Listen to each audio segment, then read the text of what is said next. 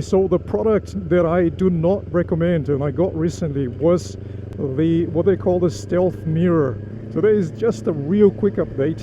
This may be important to someone out there who's just a beginner like myself, who's trying to make their Ninja 400 a lot more beautiful than what it already is. So I've recently got quite a few things on Amazon, and some of those things are pretty good and really cheap.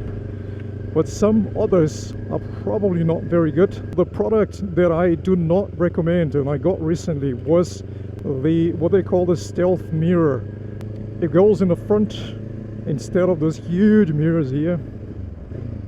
And they are made of metal. They're actually really high quality. I was very impressed when I got it because I thought it was going to be some cheap plasticky stuff, you know? But no, they're very solid, beautiful.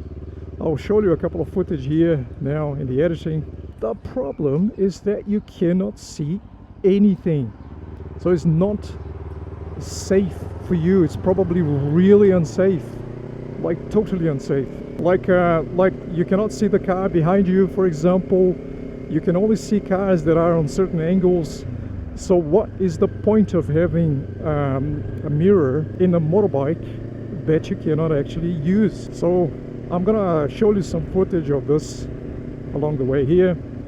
Beautiful, absolutely beautiful, super cheap, but they do not work. So be careful if you're buying something like that, and because you gotta be safe, eh? Safety has to come first. Doesn't matter how beautiful they might look, if you're not safe on the road, you're putting yourself in harm's way. It's not good.